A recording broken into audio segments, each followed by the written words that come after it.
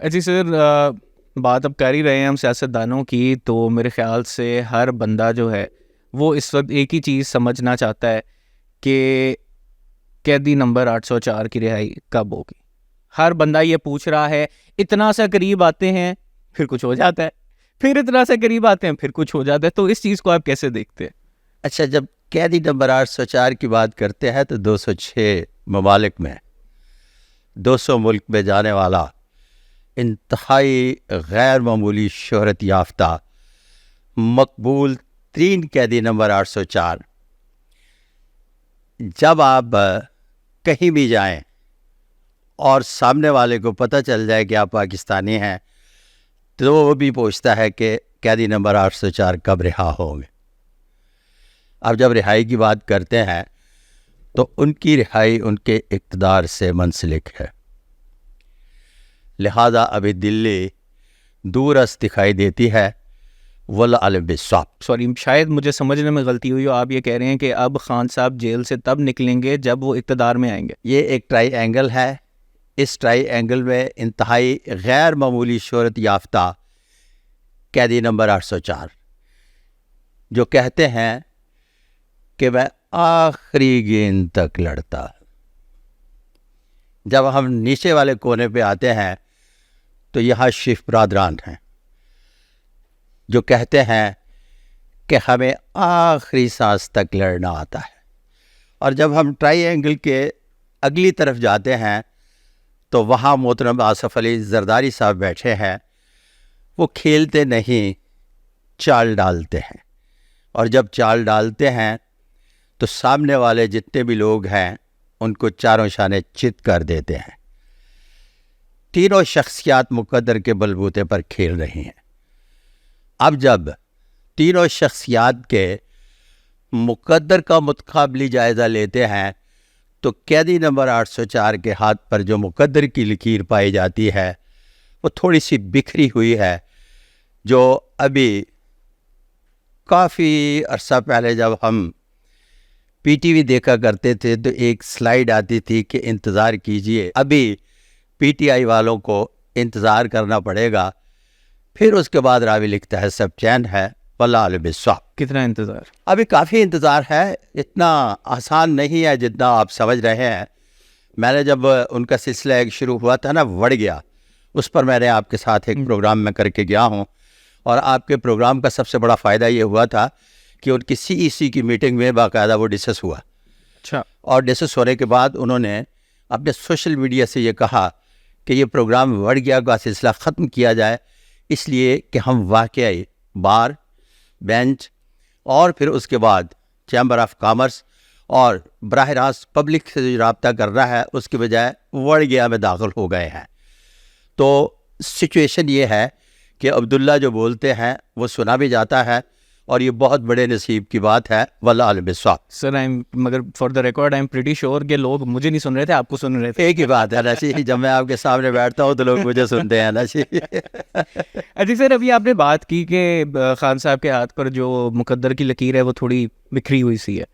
آپ کو کتنا عرصہ ہو گیا خان صاحب کا ہاتھ دیکھے؟ اچھا، 1996 میں نے خان صاحب کا ہاتھ دیکھا تھا. پھر اس کے بعد انہی کے بارے میں جب میری پیش گوئی غلط ثابت ہوئی بحیثیت کنگ میکر کی تو میں ٹی وی کو خدا حافظ کر گیا تھا. ٹیلی ویژن کو خدا حافظ کرنے کے بعد پوری قوم سے معافی مانگی تھی اور کہا تھا کہ جب تک میں اس کی علمی توجیہ پیش نہیں کرتا میں تب تک کوئی پیش گوئی نہیں کروں گا.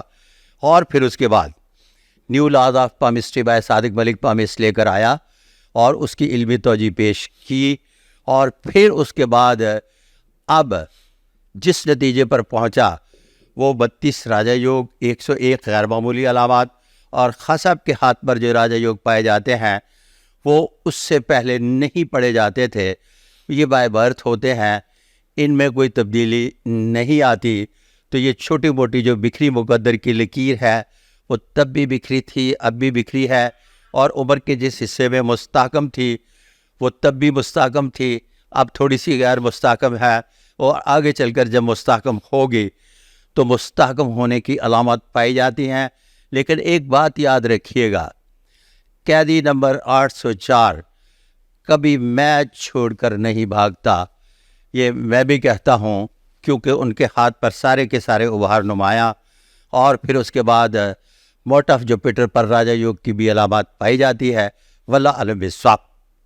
اچھا سر، خان صاحب کی بات ہم کر ہی رہے ہیں اور ہم اتنی ڈیٹیل میں جا رہے ہیں، تو سب سے ریسنٹ جو ایک ٹربل دیکھا جائے خان صاحب کے لیے آیا وہ تھا عدت کیس میں ان کی جو پٹیشن ریجیکٹ ہو گئی، اس کو آپ کیسے دیکھتے ہیں؟ سوری، ایک چیز میں اس میں ایڈ کرنا چاہوں گا، گیون دا فیکٹ کہ آپ بشرا بی بی اور خاور مانیکا سے ریلیٹڈ بھی کچھ چیزیں ہمارے پچھلے ایک شو میں کہہ چکے ہیں۔ اچھا، اس طرح سے ہے کہ خاور مانیکا سے بھی بشرا بی بی کی شادی سے پہلے ملاقات ہوئی، بشرا بی بی سے بھی شادی سے پہلے ملاقات ہوئی۔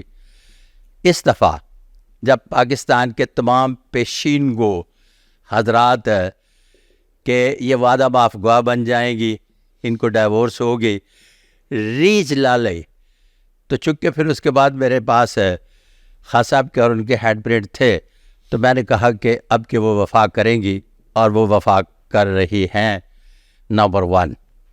نمبر 2، خاور مانیکا بیسیکلی چھوٹے ہاتھ بنیادی طور پر سنگ دل اور بے وفا لوگوں کے ہوتے ہیں، تو ان کے ہاتھ جو ہیں ان کی جسمانی ساخت سے تھوڑے سے معمولی سے چھوٹے ہیں، جس کی بنیاد پر انہیں کہا جائے گا کہ خاور مانیکا تھوڑے سے سنگ دل اور بے وفا ہیں، واللہ علم بالصواب۔